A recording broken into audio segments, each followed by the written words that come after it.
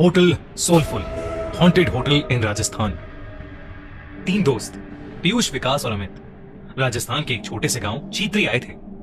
वो लोग अपने बिजनेस के लिए उस गांव में फैक्ट्री डालना चाहते थे, क्योंकि उस गांव में जमीन और मजदूर दोनों ही काफी सस्ते थे। उस गांव में अमित ने होटल सोलफुल में रुकने का बंदोबस्त किया था। होटल सोलफुल एक छोटा सा होटल था। कोई आलिशान पत्थर नहीं थे उसमें, बस ईंट से बनी सफेद रंग की एक मंजिला इमारत और नीचे खाने का एक वेज रेस्टोरेंट, जिसमें भी टेबल और दरवाजों पर धूल लगी हुई थी, जैसे वहां का चूल्हा हफ्तों से जला ही नहीं था। जैसे ही वो लोग होटल पहुंचे तो उन्होंने देखा कि वहां कोई स्टाफ ही नहीं था। बस वॉचमैन के नाम पर एक बूढ़े से चाचा बैठे थे जो अपनी बीड़ी पी रहे थे। पीयूष और विकास दोनों ही अमित को डांटने लगे, क्योंकि होटल बुक करने की जिम्मेदारी अमित की थी और वो होटल एकदम थर्ड क्लास लग रहा था। उनकी बातों को सुनते हुए वो वॉचमैन चाचा उन तीनों के पास हंसते हुए आए और उनसे पूछने लगे कि क्या वो होटल सोलफुल में ही रुकने वाले हैं। उन तीनों ने सर हिलाकर हाँ कहा और चाचा जोर से हंस पड़े।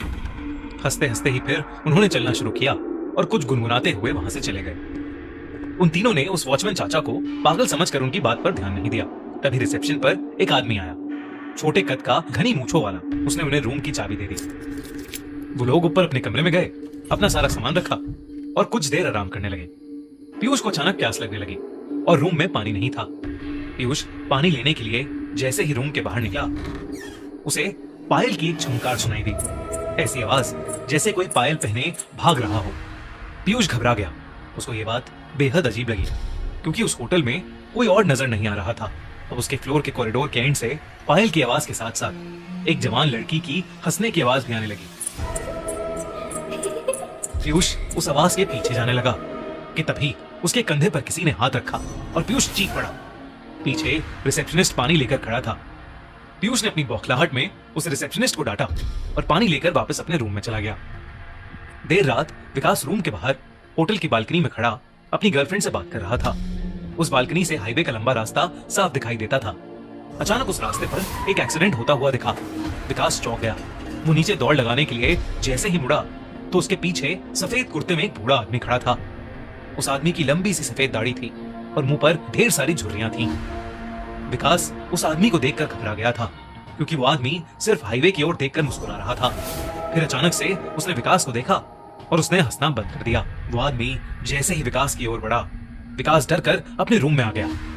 रूम में आकर जब उसने अपनी रूम की खिड़की से उस हाईवे पर देखा तो वहां कोई एक्सीडेंट नहीं हुआ था। अगले दिन तीनों फैक्ट्री की साइड देखने के लिए निकले, लेकिन गाड़ी शुरू होकर थोड़ा आगे ही बढ़ी थी कि अचानक बंद पड़ गई।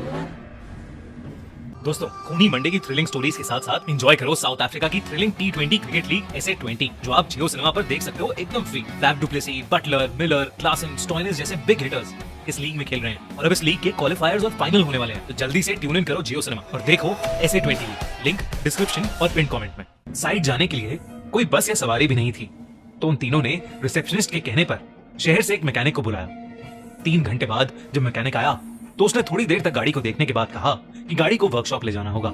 वो तीनों मैकेनिक के साथ ही टो करने वाली गाड़ी में चले गए और साइड पर उतर गए। साइड देखते देखते शाम हो गई थी। उनको मैकेनिक का कॉल आया कि उनकी गाड़ी पूरी तरह से बिगड़ चुकी है और वो कब तक बनेगी कहाँ नहीं जा सकता। अब उन्होंने वापस जाने के लिए एक ट्रक वाले से बात की और उस ट्रक वाले को होटल पर खाना खिलाने का लालच दिया। लेकिन जब उन्होंने उस ट्रक वाले के सामने होटल सोलफुल का नाम लिया, तब वो ट्रक वाला बेहद घबरा गया। उस ट्रक वाले ने उन्हें बताया कि होटल सोलफुल में भूतों का बसेरा है। उसने कहा कि होटल सोलफुल एक कब्रिस्तान पर बनाया गया था। एक नहीं बल्कि 100 से भी ज्यादा भूत वहां रहते हैं और इसलिए वहां कोई भी नहीं जाता। पीयूष और विकास के साथ हुए हादसों ने उन्हें सोचने पर मजबूर तो किया, पर अमित भूत प्रेत और सुपर नेचुरल चीजों में नहीं मानता था। उसने ये बात रफा दफा कर दी और ट्रक ड्राइवर से कहा कि वो उन्हें होटल से थोड़ा दूर ही उतार दे। बहुत मनाने के बाद वो ट्रक वाला मान गया और वो तीनों जैसे तैसे होटल पहुंचे। देर रात हो चुकी थी और तीनों कमरे में आराम कर रहे थे। अमित भी लेटे लेटे अपने फोन से खींची फोटोज देख रहा था, लेकिन अचानक वो उठकर बैठ गया। ऐसा लग रहा था जैसे उसके होश ही उड़ गए हों। उसकी तस्वीरों में उनके ही कमरे में कई सारे बच्चे दिखाई दे रहे थे। वो बच्चे शायद जो उस होटल में बसे भूत थे। अमित के हाथ पांव ठंडे पड़ गए। उसने पीयूष और विकास को जब फोटोज के बारे में बताया तो वो तीनों बहुत घबरा गए। वो उस होटल के रिसेप्शनिस्ट को ढूंढते हुए नीचे आए लेकिन रिसेप्शनिस्ट का नामो निशान ही नहीं था। वहां उन्हें वो बूढ़े चाचा बैठे हुए मिले। उन्होंने ये सब उन बूढ़े चाचा को बताया तो उस बूढ़े चाचा ने हंसते हुए कहा कि जब वो होटल के अंदर आए थे तो 4 आत्माएं तो उनकी गाड़ी के ऊपर ही बैठी हुई थी। उन्होंने बताया कि होटल सोलफुल में पिछले 18 सालों से भूतों का साया था। जब से ये होटल बना था तब से यहाँ के भूत होटल में आने वाले लोगों को जिंदा वापस नहीं जाने देते। किसी के एक्सीडेंट्स करवा देते हैं तो किसी को आत्महत्या करने पर मजबूर कर देते हैं। फिर होटल की बालकनी की ओर इशारा करके उन्होंने बताया कि वहां देखो, वो सफेद कुर्ते में एक बूढ़ा आदमी खड़ा है। उस आदमी ने यहाँ होटल बनाने से मना किया था क्योंकि यह जगह कब्रिस्तान की थी। लेकिन कुछ महीनों बाद होटल के सामने वाली रोड पर उसकी एक्सीडेंट से मौत हो गई। और आखिर में उस वॉचमैन ने उन तीनों को बताया कि उनकी गाड़ी ठीक नहीं होने वाली थी। वो गाड़ी अपने साथ कई साए ले गई थी। होटल में रहने वाले उन बच्चों की आत्माओं को वो गाड़ी पसंद आ गई थी और शायद इसलिए वो तीनों अब तक जिंदा भी थे। उस बूढ़े वॉचमैन ने उनसे अपनी जान बचाकर वहां से निकल जाने को कहा। ये सब बातें सुनकर उन तीनों के पसीने छूट गए। उन्होंने फैसला किया कि वो अभी के अभी होटल से निकल जाएंगे। वो तीनों अपना सामान लेकर निकल ही रहे थे कि तभी उन्हें वो रिसेप्शनिस्ट मिला। वो तीनों उसे धक्का मार के वहां से तेजी से भागे। हाईवे पर आकर वो लोग आगे जा रही गाड़ियों से लिफ्ट मांगने लगे, लेकिन कोई गाड़ी रुकने का नाम ही नहीं ले रही थी।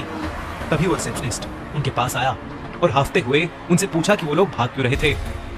रिसेप्शनिस्ट उन्हें होटल में वापस अंदर आने के लिए कहने लगा और तब अचानक से हवा के झोंके से उसका मफलर उड़ गया और उन तीनों को उसके गले में फांसी के फंदे का निशान दिखाई दिया। उन तीनों के पैरों तले जमीन खिसक गई। वो समझ गए कि शायद यहाँ सभी मर चुके हैं और कोई भी जिंदा नहीं है। तीनों डर के मारे हाईवे के रास्ते पर भागने लगे। भागते भागते जब कुछ दूर तक पहुंच गए तो उन्होंने पीछे पलट कर देखा। हवा में कई सारे भूत उस होटल के चक्कर लगा रहे थे और रोड पर खड़े वो वॉचमैन और रिसेप्शनिस्ट उन्हें देखकर अजीब तरीके से मुस्कुरा रहे थे। चीतरी गांव के बारे में बात करने से आज भी वो तीनों बेहद घबराते हैं। उनकी जान तो बच गई पर जिंदगी भर के लिए उनके मन में उस जगह का डर बैठ गया था।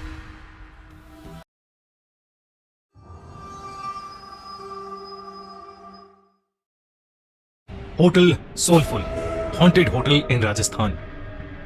3 दोस्त पीयूष, विकास और अमित राजस्थान के एक छोटे से गांव चीतरी आए थे। वो लोग अपने बिजनेस के लिए उस गांव में फैक्ट्री डालना चाहते थे क्योंकि उस गांव में जमीन और मजदूर दोनों ही काफी सस्ते थे। उस गांव में अमित ने होटल सोलफुल में रुकने का बंदोबस्त किया था। होटल सोलफुल एक छोटा सा होटल था।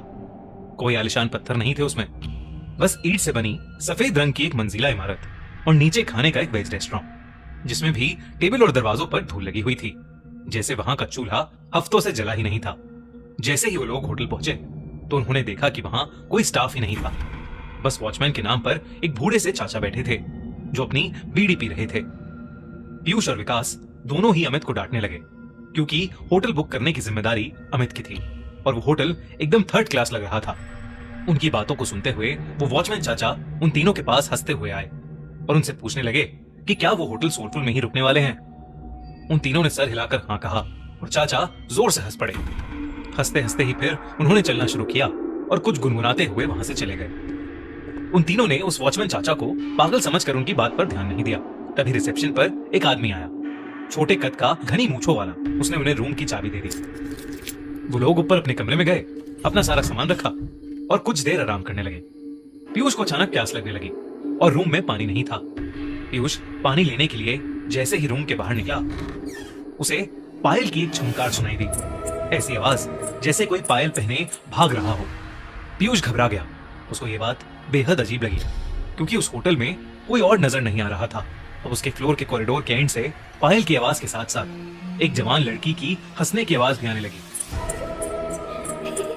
पीयूष उस आवाज के पीछे जाने लगा कि तभी उसके कंधे पर किसी ने हाथ रखा और पीयूष चीख पड़ा। पीछे रिसेप्शनिस्ट पानी लेकर खड़ा था। पीयूष ने अपनी बौखलाहट में उस रिसेप्शनिस्ट को डांटा और पानी लेकर वापस अपने रूम में चला गया।